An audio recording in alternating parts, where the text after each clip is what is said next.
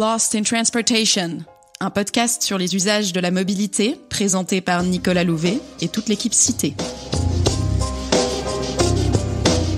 Se déplacer, c'est réaliser des activités, parcourir des quartiers, rencontrer des gens, se dépenser ou se reposer, s'énerver ou se détendre. La mobilité donne vie à nos villes. Pourquoi et comment se déplace-t-on ? Comment les pratiques de mobilité changent-elles avec la ville et la ville avec les nouvelles mobilités ? C'est ce dont nous discuterons dans Lost in Transportation, le podcast cité qui parle des usages pour comprendre la pratique et la fabrique des territoires.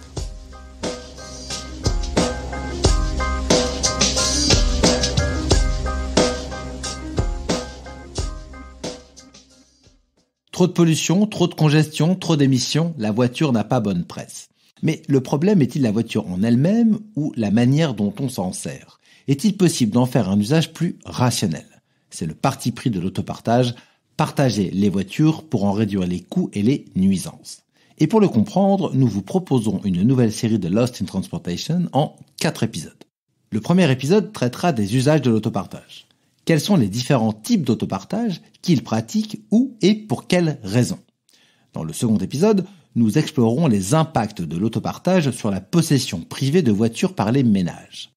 Le troisième épisode sera consacré à l'analyse des business models et des conditions de rentabilité des offres d'autopartage. Et enfin, nous terminerons cette série par une discussion prospective sur l'autopartage. Va-t-il perdurer ? Sous quelle forme ? Dans quelle mesure et à quelles conditions.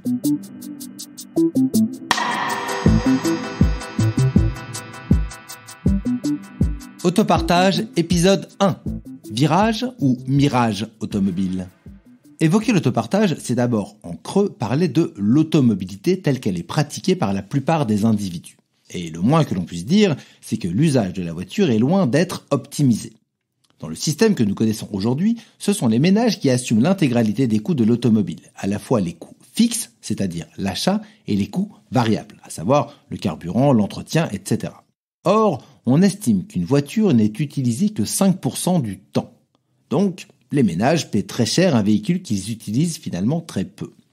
Cela a des conséquences négatives, à la fois à l'échelle personnelle et à l'échelle de la collectivité. Du point de vue des ménages, la voiture représente des dépenses contraintes importantes. Du point de vue public, le faible taux d'utilisation de chaque voiture implique un nombre plus élevé de voitures, c'est autant de pollution supplémentaire émise durant la phase de production des voitures et surtout autant d'espaces dédiés à la circulation et au stationnement. Face à ces nuisances, l'autopartage est un des différents moyens que l'on peut utiliser pour mieux partager les automobiles. L'autopartage a en effet la même fonction que la location traditionnelle.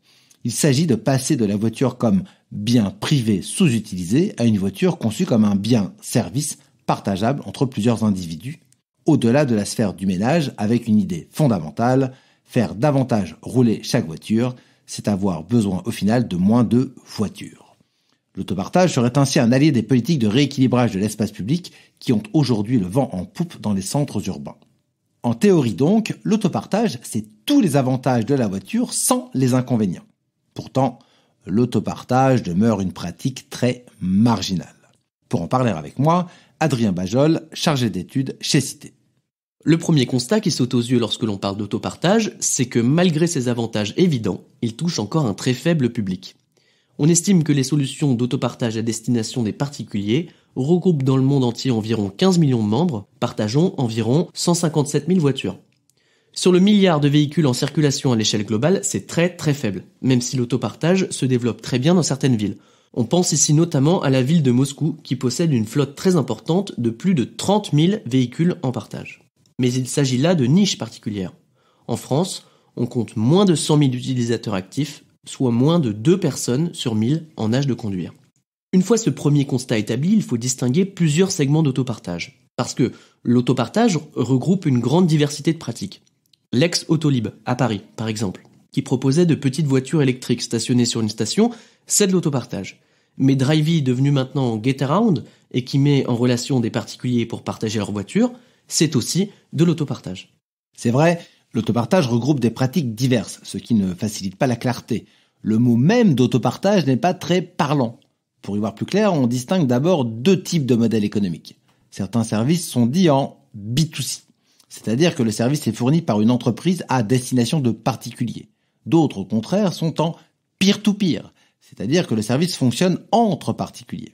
Ensuite, il y a deux types d'usages. Le premier type de service est ce que l'on appelle de l'autopartage en boucle. On va chercher une voiture à une station, on fait un déplacement et on rend la voiture dans la même station de départ. Bref, on fait une boucle. On estime que près de 70% du total des véhicules d'autopartage B2C dans le monde correspond à de l'offre en boucle. Le deuxième type d'autopartage est la trace directe. Dans un périmètre donné, une ville par exemple, on prend une voiture n'importe où, on fait un déplacement n'importe où et on la remet n'importe où aussi. Bref, c'est un aller sans retour, c'est une trace directe. À chaque type d'autopartage correspond un usage spécifique. L'autopartage en boucle constitue avant tout un moyen de réaliser des déplacements ayant lieu le week-end afin d'effectuer des achats, de rendre visite à des proches ou pour des loisirs. À titre d'exemple, en France, en 2016, 44% des déplacements en autopartage en boucle sont réalisés pour faire des courses ou rendre visite à des proches, contre seulement 24% des déplacements en autopartage en trace directe. Au contraire, l'autopartage en trace directe se démarque par des motifs et des temporalités plus diversifiés. Comme il n'est plus nécessaire de rendre la voiture au même endroit, on est davantage flexible. Les usages comprennent donc des déplacements professionnels, des déplacements domicile-travail et aussi des déplacements à destination d'aéroport. Enfin, il y a les usages de l'autopartage entre particuliers. Ceux-ci ressemblent à ceux de la location traditionnelle. Ce sont des besoins de déplacement ponctuels, liés à la réalisation d'activités récréatives durant le week-end ou pendant des périodes de vacances. Les locataires d'une voiture via une plateforme d'autopartage entre particuliers se rendent vers des destinations plus lointaines que pour les autres formes d'autopartage, sur des durées plus longues, en majorité de plusieurs jours.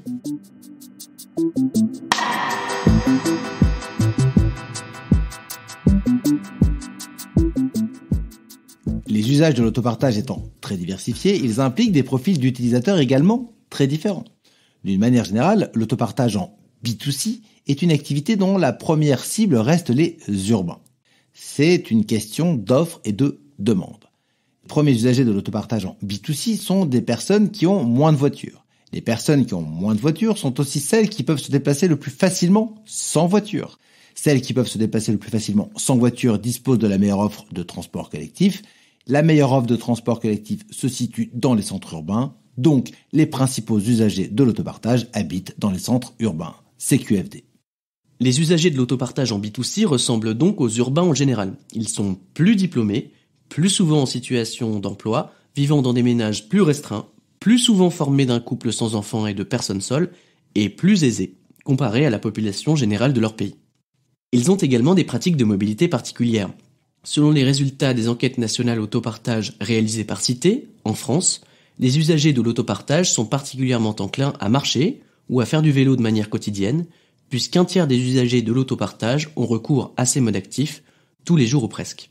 De même, alors qu'en 2017, au sein des agglomérations françaises, la part des ménages équipés d'au moins une voiture excédait 80%, elle n'est que de 27% parmi les autopartageurs en 2016. Mais si l'on se rapporte cette fois aux populations urbaines, on se rend compte que les autopartageurs, du moins en B2C, constituent là aussi un échantillon particulier. Les travaux discernent d'abord une claire singularité sociodémographique en termes de genre. À l'instar des utilisateurs de la voiture, partagés ou non, les autopartageurs sont très majoritairement des hommes. Par ailleurs, les utilisateurs de l'autopartage sont encore plus diplômés, plus souvent en emploi et aisés, comparés aux habitants des villes où ils résident. Il faut ici préciser que les profils de l'autopartage en boucle et en trace directe diffèrent légèrement. La trace directe attire un public encore plus jeune, plus diplômé et aux revenus plus élevés que celui de l'autopartage en boucle.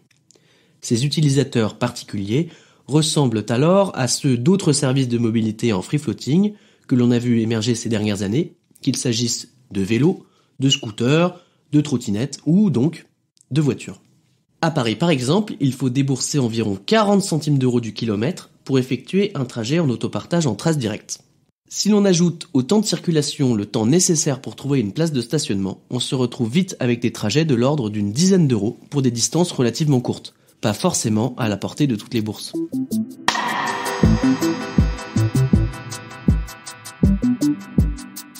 La La cible très étroite des autopartageurs interroge nécessairement sur la capacité de ces services à constituer ou non une voie vers une modification des pratiques de mobilité à grande échelle. On se situe dans une question classique de la littérature scientifique sur la diffusion des technologies. Dans son modèle, resté célèbre de 1969 et toujours utilisé aujourd'hui, le spécialiste américain du marketing Frank Bass montre que la diffusion d'une innovation dans le temps suit toujours 3 phases. D'abord, la phase des early adopters. Technophiles, plutôt urbains et éduqués, ils découvrent la technologie nouvelle, s'en saisissent et la font circuler à un rythme lent au sein d'un cercle restreint d'initiés. Puis, dans une seconde phase, la technologie se diffuse petit à petit dans le grand public. Grâce au bouche à oreille, la vitesse de diffusion passe d'un linéaire à un rythme exponentiel. Puis, passé le pic de diffusion, dans une dernière phase, le rythme de diffusion se met à décroître. L'essentiel de la population est alors équipé et l'on entre alors dans un marché de renouvellement, typique par exemple de l'industrie automobile à l'heure actuelle dans les pays les plus développés. Pour l'autopartage, la question est donc de savoir à quel niveau de la courbe de diffusion on se trouve. L'autopartage n'a-t-il vocation qu'à s'adresser à une frange très étroite de la population, celle des urbains éduqués à haut revenu, ou s'agit-il seulement d'une phase initiale de développement avant une expansion vers d'autres espaces et catégories sociales ? Il faut ici sans doute distinguer les services en B2C des services entre particuliers. Si, comme on vient d'en parler, les services en B2C s'adressent pour le moment à une clientèle très particulière, ce n'est pas le cas de l'autopartage en peer-to-peer. Les utilisateurs de ce type de service ont en effet des lieux de résidence moins spécifiquement urbains, et bien qu'ils soient globalement plus nombreux à occuper des postes de cadre et plus diplômés que le reste de la population, ils comptent une plus grande part de personnes sans emploi, n'ayant pas fait d'études supérieures, ou ayant un revenu modeste. Ils sont également légèrement plus motorisés que les utilisateurs de services en B2C. La démocratisation de l'autopartage pourrait donc peut-être avoir lieu via le peer-to-peer.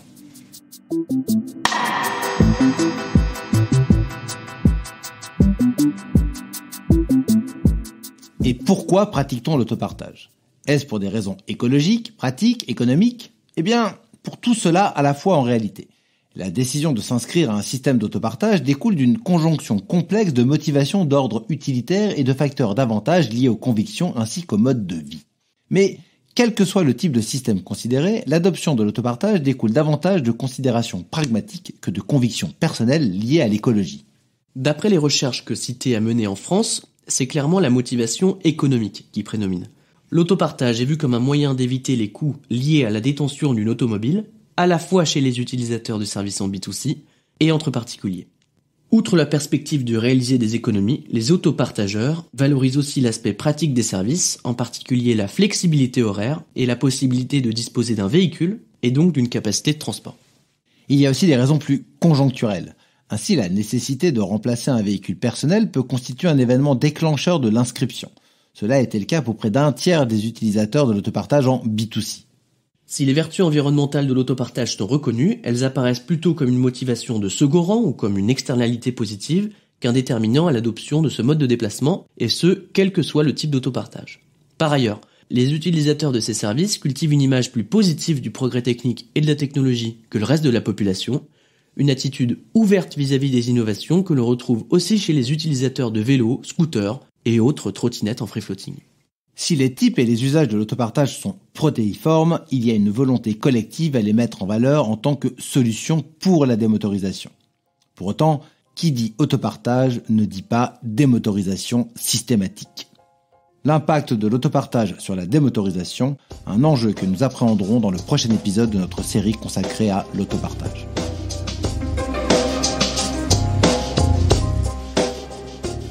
Vous pouvez retrouver toutes les références citées dans cet article dans la description du podcast.